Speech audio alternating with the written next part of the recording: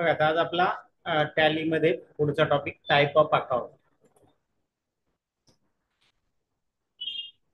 मागच्या भागात आपण काय काय शिकलो तर फायनान्शियल अकाउंटिंग त्याच्याबद्दलची माहिती बघितली. व्हॉट इज अकाउंट, अकाउंट म्हणजे काय त्याबद्दल माहिती, टाइप ऑफ ट्रान्झॅक्शन, ट्रान्झॅक्शनचे प्रकार आपण बघितले आणि काही महत्वाच्या इम्पॉर्टंट टर्म्स बद्दलची माहिती आपण मागच्या भागामध्ये बघितली. आज आपण काय शिकणार आहे तर क्लासिफिकेशन ऑफ अकाउंट, अकाउंटचे प्रकार.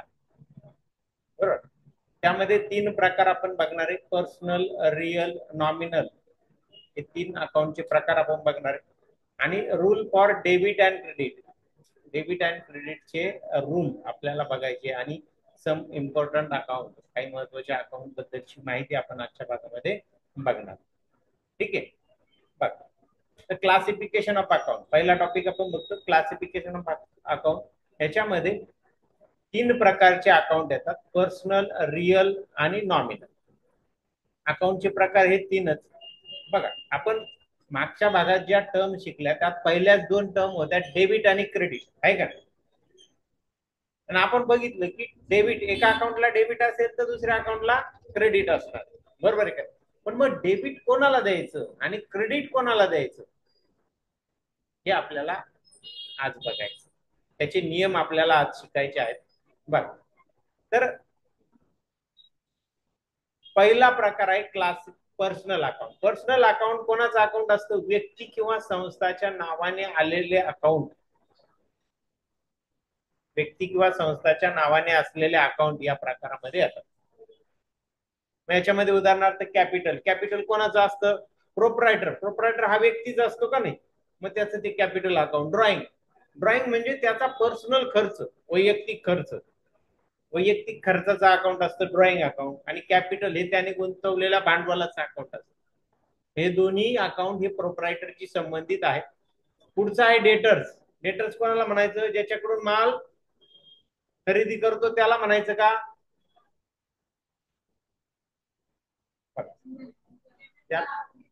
ज्याला माल विकतो तो आपला कोण, डेटर. आणि ज्याच्याकडून आपण खरेदी करतो तो क्रेडिटर. असे अनेक व्यक्ती किंवा संस्था आपल्या फर्मशी रिलेटेड असणार आहे, बरोबर. त्यानंतर लोन प्रोव्हायडर, जो आपल्याला कर्ज देतो. मग त्या कर्ज देतो बँक असेल किंवा एखादा आपला नातेवाईक असेल. बघा, नातेवाईकाकडून घेतलेले पैसे हे सुद्धा लोनच म्हटलं जातं, बरं. म्हणजे बिझनेस मध्ये त्याला लोनच म्हटलं जातं. लक्षात आलं, कारण की ते आपलं देणं आहे. म्हणजे थोडक्यात जर बघायचं झालं तर आपल्या संस्थेशी आपण कोणताही व्यवसाय सुरू करा, ह्या व्यवसायाशी रिलेटेड पाचच व्यक्ती संस्था येतात, पाचच अकाउंट येतात. एक येतं कॅपिटल, ड्रॉइंग म्हणजे प्रोप्रायटरशी रिलेटेड हे दोन अकाउंट येतील, बरोबर. तिसरं येईल डेटर्स आणि क्रेडिटर, बरोबर. आणि शेवटचं येईल लोन देणाऱ्या, लोन प्रोव्हाइड करणाऱ्या संस्था किंवा आपण ज्याला लोन प्रोव्हाइड करतो ते. कंपनी म्हटल्यानंतर लोन सुद्धा दिल्या जातं, लक्षात घ्या. कर्मचाऱ्यांना काही गोष्टी घेण्यासाठी लोन सुद्धा कंपनी प्रोव्हाइड करत असते. ते जे व्यक्ती किंवा संस्था येतील ते सुद्धा ह्या पर्सनल अकाउंट मध्ये येतील. याच्या व्यतिरिक्त कोणीही व्यक्ती किंवा संस्था येणार नाही, लक्षात घ्या. येते का लक्षात, पाचच प्रकारचे व्यक्ती येतील त्याच्यात, येते समज. आता पुढचा अकाउंटचा प्रकार आहे तो म्हणजे रिअल. कोणता आहे, रिअल. हा मालमत्ता मटेरियल संदर्भात असलेले सर्व अकाउंट. मालमत्ता मटेरियल म्हणजेच ऍसेट संबंधी. ऍसेट, आता तुम्ही ऍसेट तर मला सांगितलं काल पटपट, फर्निचर, बिल्डिंग, मशिनरी, आहे का नाही. पण याच्यामध्ये सगळ्यात महत्वाच्या दोन ऍसेट सांगतात आल्या नाही तुम्हाला पटकन, त्या म्हणजे कॅश आणि बँक. आणि सगळ्यात आपलं कॅश आणि गुड्स. आणि सगळ्यात जास्त वापर, सगळ्यात जास्त ट्रान्झॅक्शन या दोन ऍसेटवर असतात, लक्षात घ्या, बरं. मग हे जे रिअल अकाउंट आहे हे कोणाचं, तर ऍसेटचं अकाउंट असं थोडक्यामध्ये सांगायचं, हे लक्षात. बरं, पुढे आहे नॉमिनल अकाउंट. पुढचं आहे नॉमिनल. नॉमिनल कोणाचं, तर खर्चाचा आणि नुकसान, खर्च, नुकसान, उत्पन्न आणि नफा या संबंधी असणारे सर्व अकाउंट या प्रकारात घेतले जाते. मेनली खर्च आणि इन्कम. नफा आणि उत्पन्न हे क्वचित नफा आणि नुकसान हे क्वचित येतात त्या अकाउंट. पण मेनली जास्तीत जास्त खर्च आणि इन्कम याचे अकाउंट जास्त येतात. जसं की सॅलरी हा खर्च आहे, वेजेस, ऍडव्हर्टाइजमेंट, कॅरेज. कॅरेज आता हा कॅरेज म्हणजे काय, माल वाहून नेण्याचा आणण्याचा खर्च. लक्षात घ्या, गाडी भाडं थोडक्यामध्ये. मग त्याच्यामध्ये 2-3 प्रकार येतात. नुसतं कॅरेज येतं, नुसतं कॅरेज इनवर्ड येतं म्हणजे काय, माल वाहून आणण्याचा खर्च येतो. कॅरेज आउटवर्ड येतं, माल वाहून नेण्याचा खर्च येतो. बरोबर. Printing and stationery, rent paid. बघा रेंट पेड, आता रेंट पेड हा खर्च आहे, तसाच रेंट रिसिव्ह त्याच्याच खाली दिले बघा, इन्कम आहे. म्हणजे तुमच्याकडे रेंट पेड हा खर्च असेल तर रेंट रिसिव्ह काय असेल, इन्कम असेल. तुम्ही एखाद्याचं दुकान भाड्याने घेतलं त्याला तुम्ही रेंट देणार आहे, पण तुमचं दुकान कोणाला तुम्ही भाड्याने दिलं, ऍडिशनल जे काही तुमच्याकडे अतिरिक्त दुकान आहे ते तुम्ही भाड्याने दिलं तर त्याचं तुम्हाला भाडं मिळणार आहे, रिसिव्ह होणार. डिस्काउंट पेड आणि डिस्काउंट रिसिव्ह. लक्षात घ्या, एखाद्या ठिकाणून तुम्ही माल, एखाद्या कस्टमरला तुम्ही माल विकताय, काय ऑफर दिली त्याला का 5,000च्या वर जर तुम्हाला खरेदी केला तर 10% डिस्काउंट आहे का नाही. मग तुम्ही डिस्काउंट दिला का नाही, डिस्काउंट पेड, तिथं त्याला डिस्काउंट दिला, 500 रुपये तुमचं नुकसान झालं का नाही, खर्च झाला. तसं तुम्हाला सुद्धा डिस्काउंट रिसिव्ह होईल. एखाद्या होलसेलर तुम्हाला ऑफर देईल, 2 लाखाचा माल परचेस करा, तुम्हाला 5% डिस्काउंट देईल. तुम्हाला 10,000 रुपये डायरेक्टली तुम्हाला फायदा होणार आहे ना त्याच्यामध्ये. बरोबर आहे का. त्यानंतर कमिशन पेड, कमिशन रिसिव्ह. हे जे खर्च आहे ते इन्कम मध्ये सुद्धा, एखाद्याचं तुम्ही एखादा एखाद्याकडून तुम्ही काही सर्व्हिस प्रोव्हाइड, एखादा व्यवहार करून घेतला तर त्याच्या अगेन्स्ट तुम्हाला कमिशन द्यावं लागतं. तसंच तुम्ही एखाद्याचा व्यवहार करून दिला तर तुम्हाला कमिशन मिळतं. बरोबर का. त्यानंतर आहे इंटरेस्ट पेड आणि इंटरेस्ट रिसिव्ह. तुम्ही कर्ज घेतलं तर तुम्हाला इंटरेस्ट द्यावा लागेल बँकेला, आणि तुम्ही एफडी केल्या बँकेमध्ये तर तुम्हाला इंटरेस्ट मिळेल, त्याला इंटरेस्ट रिसिव्ड असं म्हटलं जातं. येते लक्षात. तर असे हे खर्च, या खर्चाचं आणि इन्कमचं अकाउंट कोणतं, नॉमिनल. व्यक्ती किंवा संस्थांचं अकाउंट कोणतं, पर्सनल. इथं जेवढे अकाउंट दिले ना मी, याच्या व्यतिरिक्त एकही अकाउंट ऍडिशनल येणार नाही. लक्षात घ्या. याच्या व्यतिरिक्त बिझनेसशी रिलेटेड तुम्ही विचार करा, कोणी व्यक्ती किंवा संस्था आहे का, कोणीच. बरं, असेटचं अकाउंट रिअल आहे. समजलं मग कोणाचं कोणतं अकाउंट. हे तर क्लिअर झालं. ठीक आहे, चला आता जाऊ आपण पुढे. पुढे बघू आपण rule for debit and credit. आता डेबिट कोणाला द्यायचं, क्रेडिट कोणाला द्यायचं, हे पर्सनल अकाउंट काय सांगतं बघा. Debit the receiver, credit the giver. कोणाकडून काही घ्यायचंय त्याला डेबिट द्या, बरोबर आहे का नाही, आणि कोणाला काही द्यायचंय त्याला क्रेडिट द्या. आता आपण एक एक अकाउंटचा विचार करू ना. कॅपिटल पहिलं कोणतं होतं, कॅपिटल. मला सांगा, कॅपिटल हे बिझनेसच्या दृष्टीने काय असतं, देणं असतं. काय असतं, देणं. मग देणं असतं, मग त्याला काय येणार, नेहमी क्रेडिट. कॅपिटलला नेहमी काय असणार, क्रेडिट असणार. पुढे ड्रॉइंग. ड्रॉइंग दुसरं कोणतं अकाउंट होतं, ड्रॉइंग. ड्रॉइंग नेहमी येणं असतं, बरोबर आहे का नाही. ड्रॉइंग म्हणजे त्या प्रोप्रायटरने त्या वैयक्तिक खर्च केलेला असतो, म्हणून ड्रॉइंगला नेहमी काय असतं, डेबिट. डेबिट क्रेडिट व्यक्ती किंवा संस्थां पाचचे, आणि 5 व्यक्ती किंवा संस्थांचे डेबिट क्रेडिट ठरलेले, ते बदलणार नाही. लक्षात घ्या. कॅपिटलला कधीच डेबिट येणार नाही, ड्रॉइंगला कधीच क्रेडिट येणार नाही, हे लक्षात ठेवायचं. बरोबर. त्याच्यानंतर आपण बघितलं डेटर. डेटरच्या नावाचं डेबिट आहे बघा, आहे का, त्याच्या नावाचं. कारण की डेटरकडून नेहमी घेणं असतं आपल्याला पैसे, ज्याच्या कोणाकडून काही घ्यायचे त्याला डेबिट, क्रेडिटरला कोणाला काही द्यायचे त्याला क्रेडिट. म्हणजे क्रेडिटरला काय येणार, क्रेडिट. कधीही ट्रान्झॅक्शन मध्ये सेलचं ट्रान्झॅक्शन आलं त्यात डेटर येणार आहे, परचेसचं ट्रान्झॅक्शन आलं का त्यात क्रेडिटर येणार आहे. ठरलेलं. परचेसच्या ट्रान्झॅक्शन मध्ये येणारी व्यक्ती किंवा संस्था त्याला क्रेडिट हे ठरलेलं, तिला बदल होणार नाही. आणि सेलच्या ट्रान्झॅक्शन मध्ये येणारी व्यक्ती डेटर आहे म्हणून त्याला डेबिट हे ठरलेलं, त्यात बदल होणार नाही, चेंज होणार नाही. येते लक्षात. पुढे बघा. पुढे अजून एक अकाउंट म्हटलं होतं आपण, लोन, कर्ज. तुम्ही बँकेकडून कर्ज घेतलं तर काय येईल, तुम्हाला ते देणं असणार आहे. देणं म्हटलं कोणाला काय द्यायचं त्याला क्रेडिट द्या, असं आपल्याला कोण सांगतं? हा पर्सनल अकाउंटचा नियम सांग. म्हणजे बँकेला नेहमी काय द्यायचं? बँक लोनला क्रेडिट. पण तुम्ही कोणाला कर्ज दिलं तर ते तुमचं येणं असणार आहे, बरोबर आहे का नाही? येणं असणार आहे, मग त्याला काय देणार? डेबिट देणार. येते लक्षात? बघा, पर्सनल अकाउंटचा नियम काय सांगतो? Debit the receiver. कोणाकडून काय घ्यायचंय त्याला डेबिट द्या, कोणाला काय द्यायचंय त्याला क्रेडिट द्या.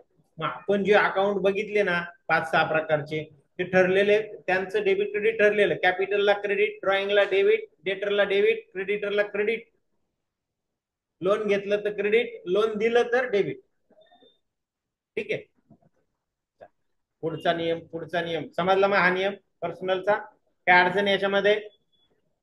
पुढचा नियम आहे आपला रिअल अकाउंट. पुढचा अकाउंटचा प्रकार कोणता आहे? रिअल.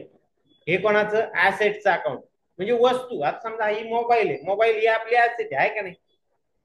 हा नियम काय सांगतो? Debit what comes in, credit what goes out. जे तुमच्याकडे येईल त्याला डेबिट द्या, जे तुमच्याकडून जाईल त्याला क्रेडिट द्या, आहे का नाही? समजा तुम्ही एखादा खर्च केला तर त्यात कॅश असते का नाही? कॅश तुमची काय ऍसेट आहे का नाही? मग कॅश येते का जाते? सांगा मला. जाते. खर्च केल्यावर जाते, म्हणजे कॅशला काय येणार? क्रेडिट येणार. तुम्हाला एखादा इन्कम मिळाला, इंटरेस्ट रिसिव्ह झाला, तर कॅश तुमच्याकडे येईल का जाईल?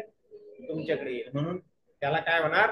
डेबिट येणार. समजलं? मग जी वस्तू तुमच्याकडे येईल तिला डेबिट, जी जाईल त्याला क्रेडिट.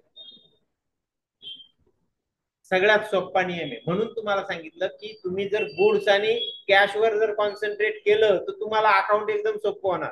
का सोपं होणार? तर 90 ते 95% ट्रान्झॅक्शन मध्ये कॅश आणि गुड्स यापैकी एक अकाउंट येतं. ते आलं का बघायचं, कॅश आपल्याकडे येते का जाते? बरोबर, येते तर डेबिट, जाते तर क्रेडिट. बाकी राहिलेल्या दुसऱ्या अकाउंटला मग दुसरं डेबिट. समजा डेबिट असेल कॅशला तर त्याला क्रेडिट येईल, कारण की एकाला डेबिट आणि एकाला क्रेडिट आपल्याला द्यायचंच आहे. असं कधीच होणार नाही का एकाला डेबिट आलं दुसऱ्याला पण डेबिटच आलं, असं कधीच होणार. ठीक आहे, समजला? मग सगळ्यात सोपा नियम आहे. काही आलं डेबिट द्या, काही गेलं क्रेडिट द्या. पुढचा नियम आहे नॉमिनल अकाउंटचा. नॉमिनल अकाउंट सांगतो debit the expenses and losses. खर्च किंवा नुकसान झालं तर काय द्या? डेबिट द्या. त्या खर्चाला किंवा नुकसानीला काय द्या? डेबिट द्या. आणि credit income and gains. Income मिळाले किंवा नफा मिळाला तर त्याला काय द्या? क्रेडिट. थोडक्यात खर्चाला डेबिट आणि इन्कमला क्रेडिट, हे ठरले. खर्च झाला तर खर्चाला डेबिट. बघा ना, इथं जाता आपण बघितलं की एखादा खर्च जर झाला, समजा सॅलरी पेड केली, सॅलरी पेड केली तर तिथं दोन अकाउंट आले. कोणकोणते? एक आलं कॅश आणि दुसरं आलं त्या खर्चाचं, आहे का नाही? सॅलरीचं. मग कॅश येतं रिअल मध्ये. रिअल काय सांगतं? जे जातं त्याला क्रेडिट द्या, म्हणजे कॅशला काय आली? क्रेडिट. आणि नॉमिनल काय सांगतं? खर्च झाला तर त्याला डेबिट द्या, म्हणजे सॅलरीला काय येईल? डेबिट. बस. वेगवेगळं सारखं आलं का? डेबिटच आलं का दोघांना, का क्रेडिटच आलं का? समजले मग नियम?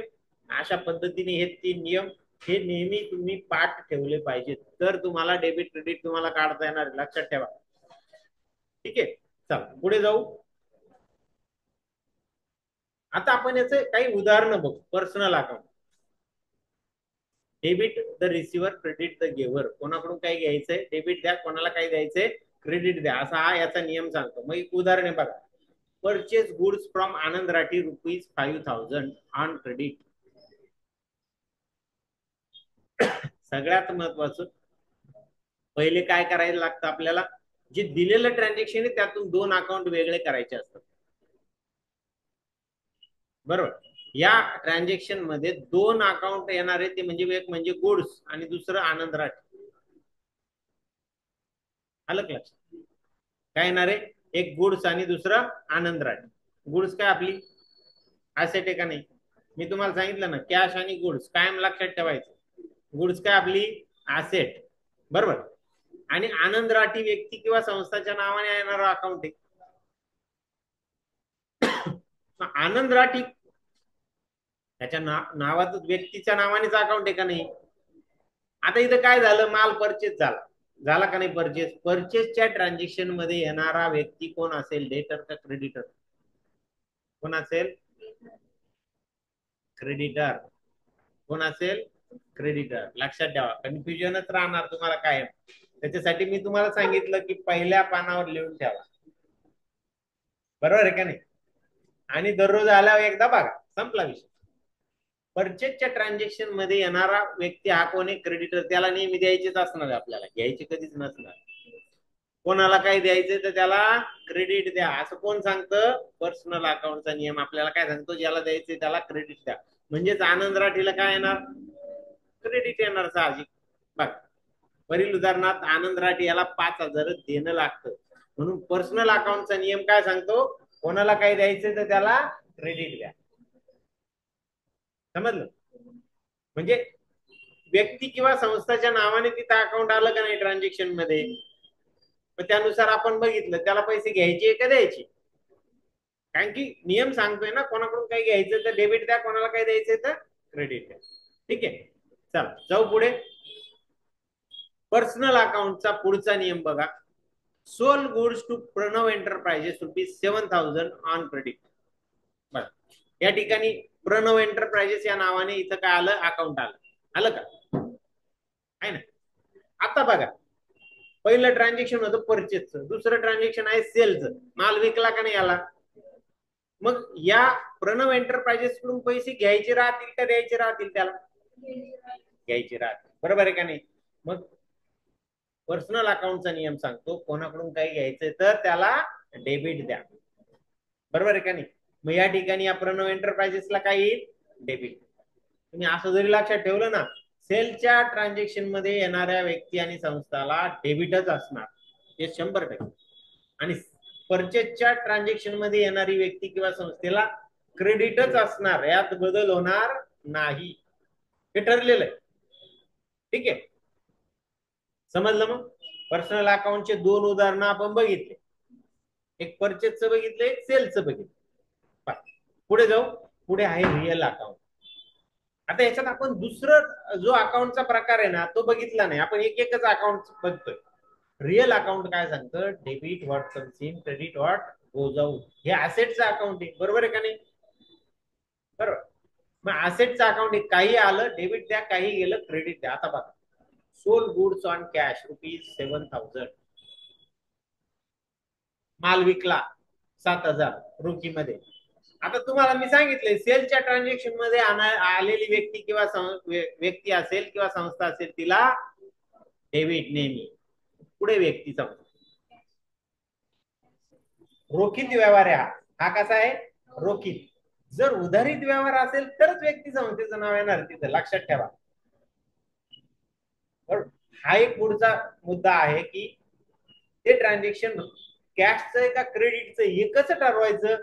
व्यक्तीचं नाव आलं तर ते क्रेडिट ट्रान्झॅक्शन आहे, आणि व्यक्तीचं नाव नसेल तर कॅशचं ट्रान्झॅक्शन. बरोबर. आता बघा, या ठिकाणी दोन अकाउंट इथे मिळतात आपल्याला, ते म्हणजे गुड्स आणि कॅश. गुड्स आणि कॅश. आता मला सांगा बरं, गुड्स आणि कॅश हे काय आहे? आपले ऍसेट. बरोबर. एक तर ती व्यक्ती संस्था असेल, किंवा खर्च असेल, किंवा इन्कम असेल, किंवा ऍसेट असेल. चारच प्रकार आहे आपल्याकडे. बरोबर आहे का नाही? मग ऍसेट, ऍसेटचा नियम काय सांगतो? जे आलं त्याला डेबिट, जे गेलं त्याला क्रेडिट. मग याच्यामध्ये होणार काय? दोन्ही अकाउंट जे आलेले आहेत त्याच्यापैकी एक ऍसेट आपल्याकडे येणार आणि एक ऍसेट आपल्याकडून जाणार. मग काय आपल्याकडे येतं बरं? बरोबर, माल विकला, माल तुम्ही दिला, हा माल गेला. बरोबर ना? आणि तुम्हाला काय देणार? समोरची व्यक्ती पैसे कॅश देणार, म्हणून कॅश आलं. कॅश आली म्हणून कॅशला डेबिट, आणि माल गेला म्हणून मालाला क्रेडिट. काही आलं डेबिट द्या, काही गेलं क्रेडिट द्या.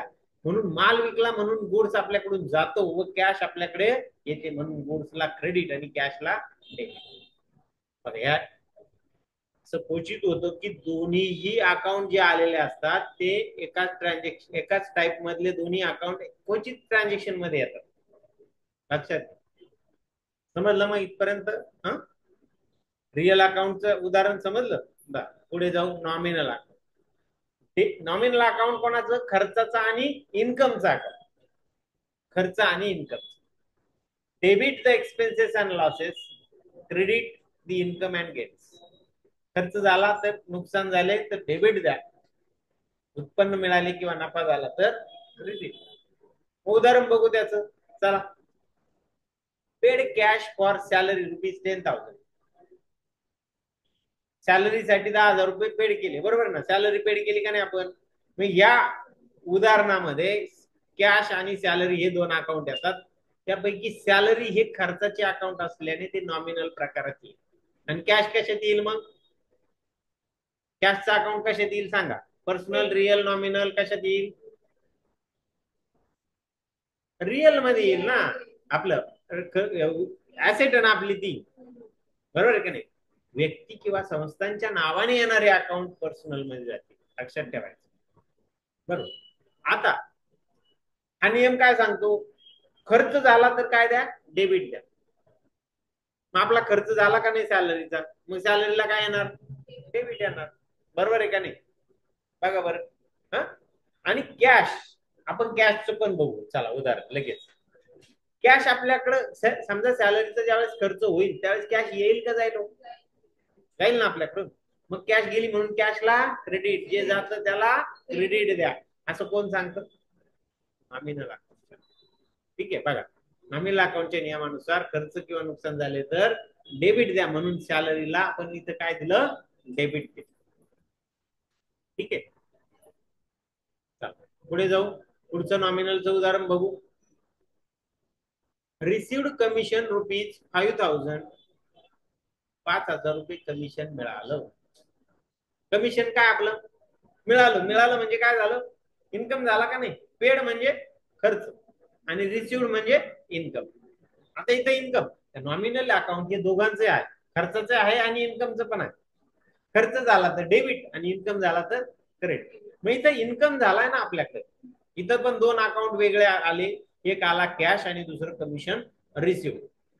त्यापैकी कमिशन रिसिव्ड हे इन्कमचे अकाउंट असल्याने नॉमिनल अकाउंट प्रकारात येईल, बरोबर. आणि नॉमिनल अकाउंट सांगतं खर्च झाला तर डेबिट द्या आणि इन्कम झाला तर क्रेडिट द्या. त्या नियमानुसार कमिशन रिसिव्ड हे काय? इन्कम आहे, म्हणून इन्कम या कमिशन रिसिव्डला काय येणार? क्रेडिट येणार. मग कॅशला काय येईल बरं आता इथं सांगा? डेबिट. का? तर कॅश आपल्याकडे येते, जे येतं त्याला डेबिट द्या, हे कोण सांगतं? Real account. येते लक्षात? जाऊ पुढे. अशा पद्धतीने आपण या सगळ्या प्रकारावर, सगळे जे अकाउंटचे प्रकार होते 3 प्रकार, त्या सगळ्यांचे आपण उदाहरणं पण बघितले, बरोबर. आता महत्वाचे अकाउंट, त्याच्यापैकी पहिलं जे अकाउंट येते म्हणजे गुड्स अकाउंट. प्रत्येक ट्रेडिंगच्या बिझनेसमध्ये हे गुड्स अकाउंट असणारच. It is very important account in business. It is a real account. हे रिअल अकाउंट मध्ये येतं, कारण की ती आपली ऍसेट आहे. Transaction of sale, purchase and return of goods are recorded in this account. कोणकोणते ट्रान्झॅक्शन रेकॉर्ड केले जातात? तर परचेस, सेल्स आणि माल परत आल्याची किंवा माल परत गेल्याची. It always show debit balance, आणि नेहमी डेबिट बॅलन्स दाखवेल. का?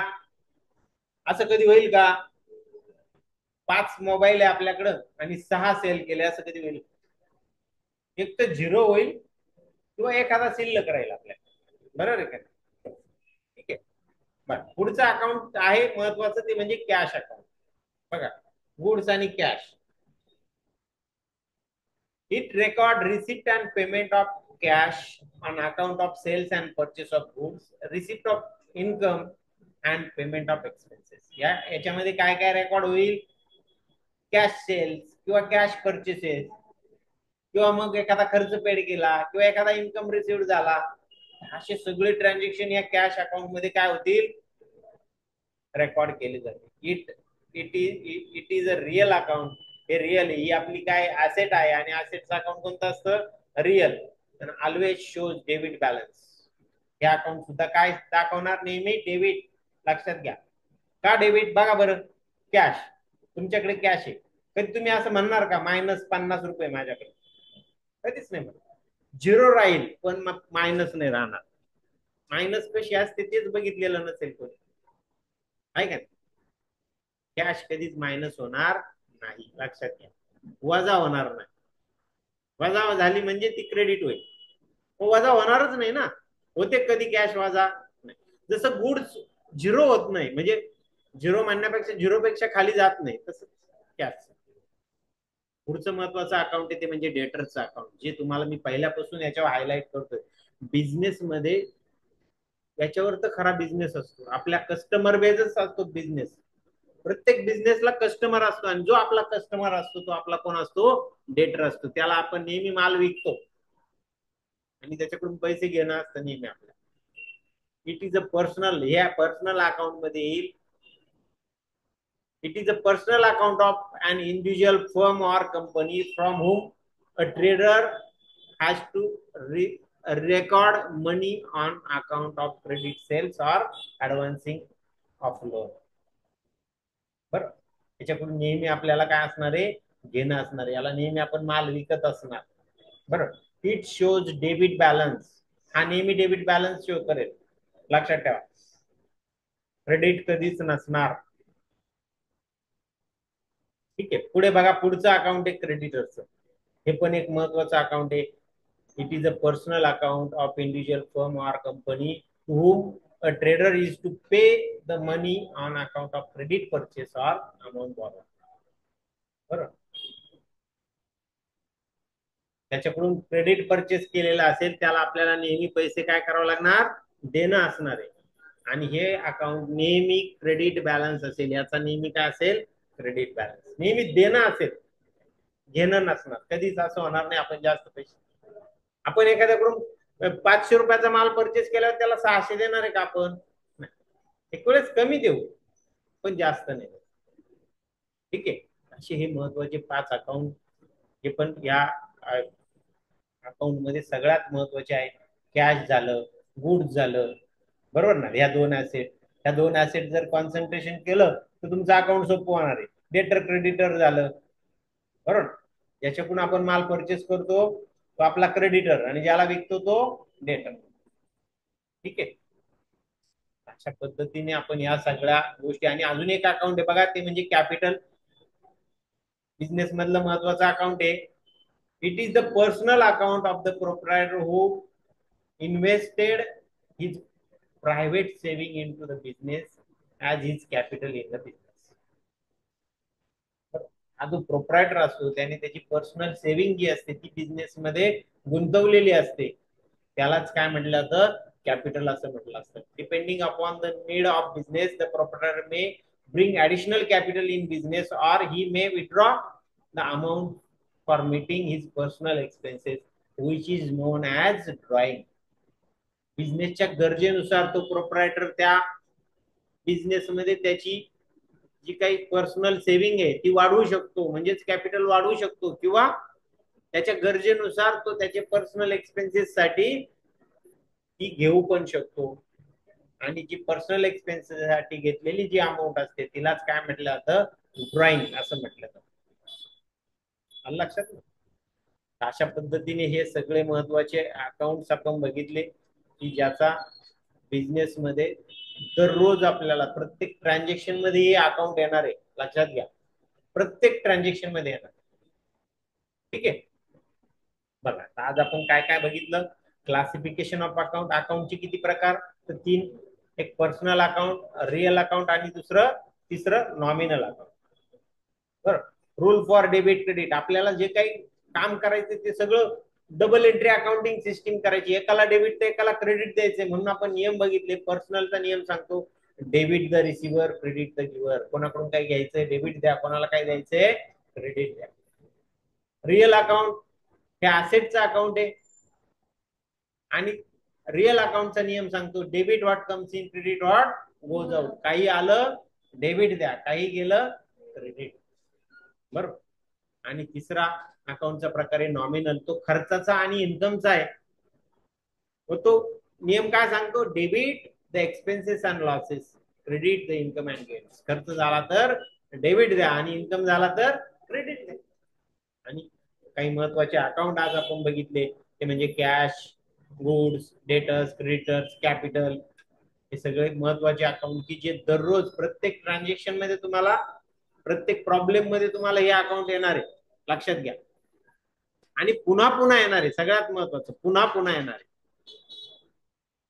ठीक आहे. अशा पद्धतीने आजचा आपला टॉपिक इथं कम्प्लीट झालेला आहे. अकाउंटचे प्रकार हा टॉपिक आणि त्याचे रूल आपण आज बघितले. ठीक आहे, आज आपण इथं थांबू.